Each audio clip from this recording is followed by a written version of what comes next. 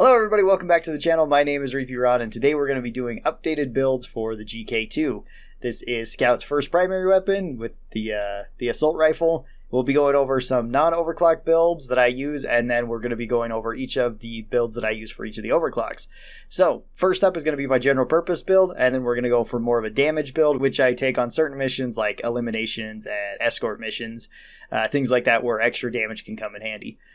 In Tier 1, our two options are reduced base spread. This is only for the first shot, and then we have more spread as it goes on. Or increased rate of fire. Personally, I really like the increased rate of fire, but the reduced base spread is pretty nice for hitting things at a long range. I like going with this to have a little bit more damage per second. In Tier 2, we have increased damage by 2, and we have increased maximum ammo. Usually I go with extra ammo. Extra ammo is just really nice to have with the assault rifle. You can run through bullets with it fairly fast, especially if it depends on what you're taking as a secondary. If you're taking like a full damage shotgun or full damage Zukovs, you can run through bullets with your secondary pretty quick, so I like having extra bullets with the GK2. In Tier 3, we have reduced recoil, increased damage, and larger magazine size. I usually like going with the larger magazine. The 10 extra rounds in the magazine does feel pretty good. Having 25 rounds isn't bad, but having 35 rounds does make it more comfortable for me. If you're fine with the magazine size though, extra damage is pretty nice. The reduced recoil is pretty good too, although the GK2 doesn't have that much recoil, so I rarely take this one because I find that it's pretty easy to manage. In Tier 4, we have increased weak spot damage by 20%, which we already have 10% from the GK2 base, which is pretty nice. Hardened rounds, which gives us armor breaking, and improved gas system to give us an increased rate of fire. Increased rate of fire can be pretty fun. Usually I go with the hollow point rounds to get a little bit more weak spot damage because I'm usually aiming for the weak spots with this gun. The armor breaking rounds can also be pretty good if you're not and you just want to hit enemies in the body. It can be pretty strong. It can also be useful for knocking the armor off of things like guards and Praetorians. So if you just want to spray at them, then this is a pretty good option. If you want to hit weak spots, I would recommend going with hollow point rounds. Then in Tier 5, we have Battle Frenzy. This makes it so once we kill an enemy, we gain 50% more movement speed for 2.5 seconds. That's pretty nice. We have Battle Cool, which makes it so once we kill an enemy, our spread pretty much goes back to 0, which is very nice. And then we also have Stun, which gives us a 30% chance to stun on weak spots. Usually I go with Stun. It's just really nice to have that extra 30% chance of stunning enemies. This way we can hit the weak spot a little bit more and get more damage from hollow point rounds. This is the way that I usually build my general purpose GK2 for taking on most missions. Now, if I'm taking this on like a Dreadnought mission or an escort mission, or I'm running a high capacity secondary, so maybe I'm running extra ammo on the shotgun or extra ammo on the Zukovs, then I will usually go with either of these in Tier 1. It's your choice. Usually I go with the supercharged feed mechanism for the fast rate of fire. I go with the increased damage in Tier 2, the increased damage in Tier 3. I still go with the weak spot damage, and then I'll usually go with Battle Frenzy here or the Stun. Both of them are pretty good. If you want to be killing smaller enemies and running around quicker, then Battle Frenzy makes a bit more sense. If you just want to be hitting larger enemies, then the Stun is a little bit better, at least assuming you're hitting enemies that can be stunned. So let's move on to the overclocks. And first up, we got our clean ones. First is compact ammo. This gives us 5 more magazine size and 30% reduction in recoil. Great. This one is an overclock that you can build however you'd like a lot of the clean overclocks. So whatever your favorite build is for the GK2, it should work just fine with this. The only thing I'd recommend you not taking is the increased recoil reduction in Tier 3, because we already have increased recoil reduction. You don't really need any more than that. Everything else would be perfectly fine, and the way that I usually build this is my normal GK2 setup, so something like that.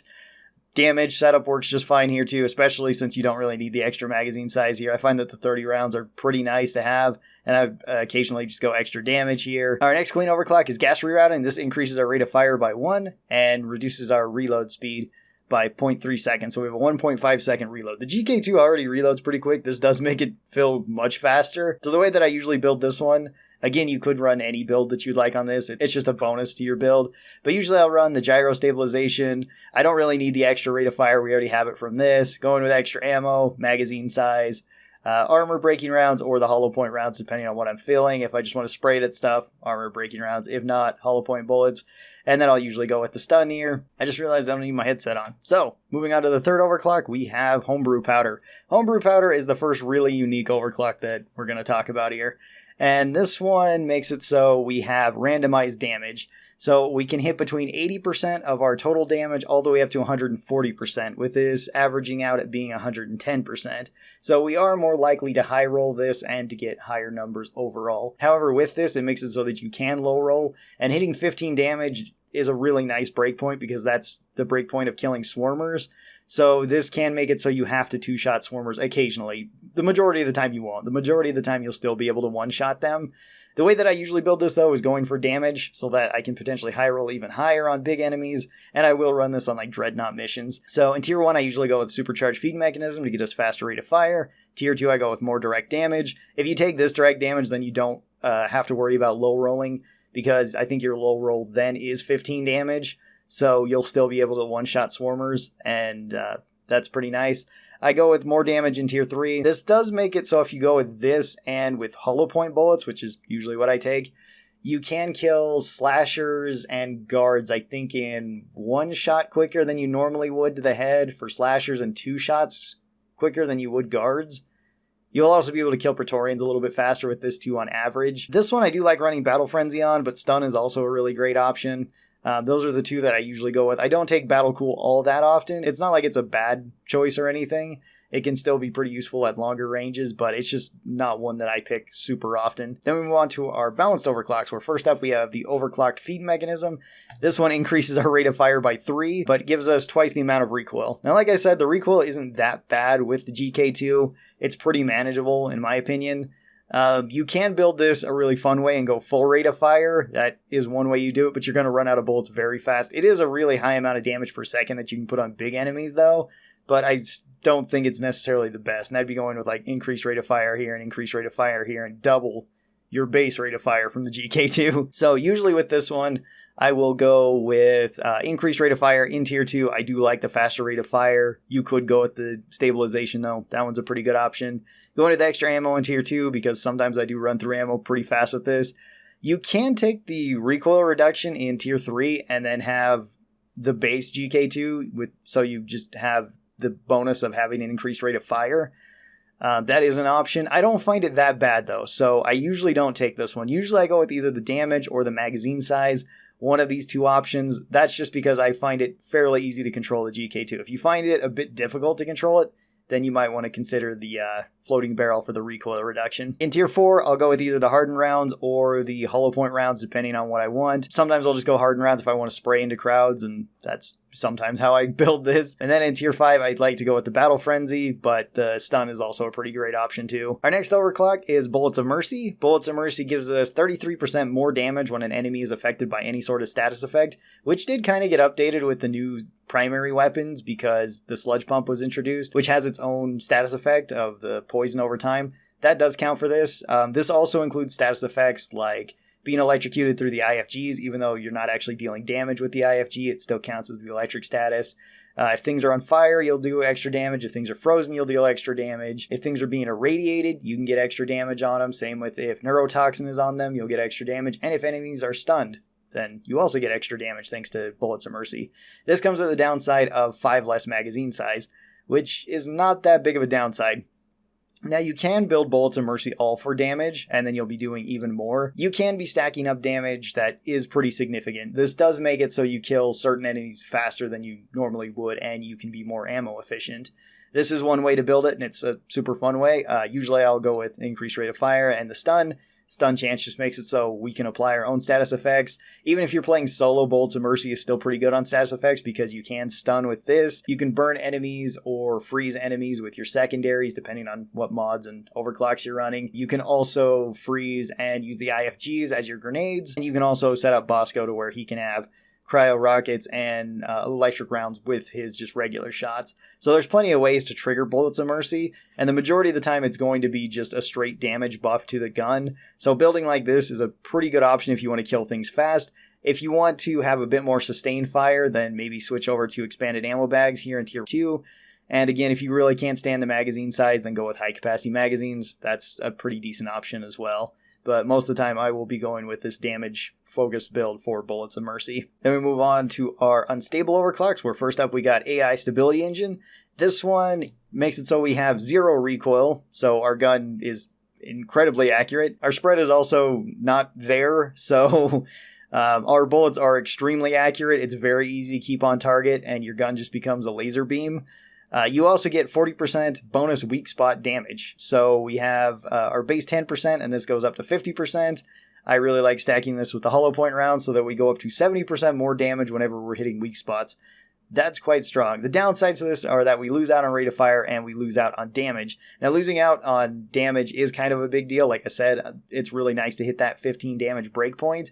And the rate of fire does hit pretty hard because this feels really sluggish without a rate of fire bonus.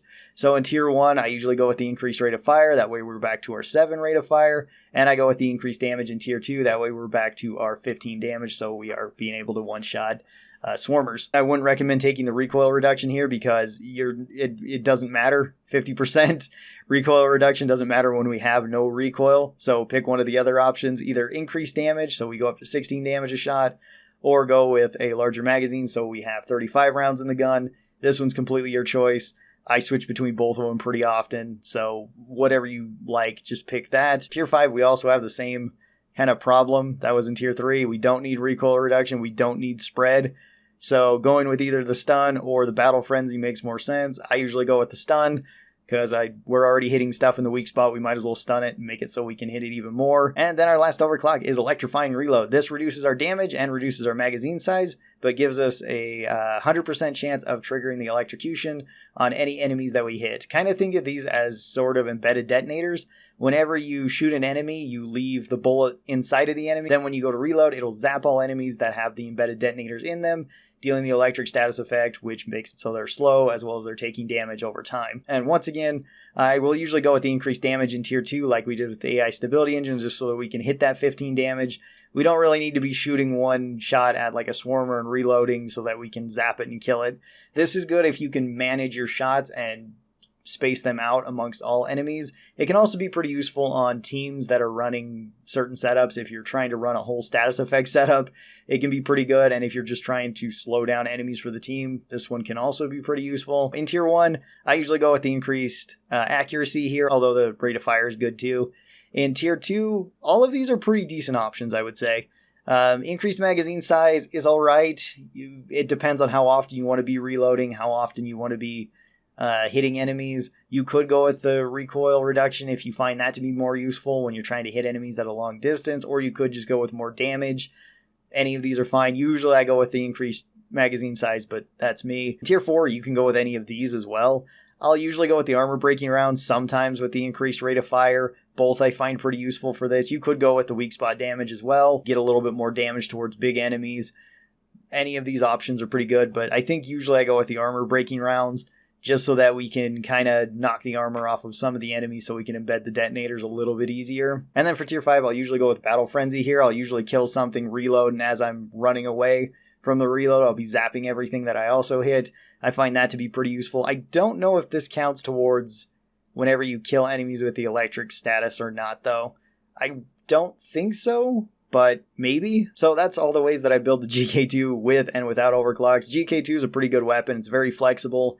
You can build a variety of ways. Anybody that's new to this game and has come from a shooter game background is going to be able to pick up the GK2 no problem because it functions pretty much like any assault rifle. Next time we're going to be looking at the M1000, which is a battle rifle, and that one is super fun and has some really cool overclocks. Tell me your thoughts on the GK2 down below, and of course your builds down below. Thanks everybody for watching this. I really do appreciate it. And special thanks to the supporters of this channel. These are my members over here on YouTube and my patrons over on Patreon. They get early access to videos like this. And if you would like to be a part of that, you can. There's a link down in the description. Thanks everybody who does that. It really does help out the channel. I hope you guys have a great day. Remember to like and subscribe, and I'll see you next time. Bye-bye!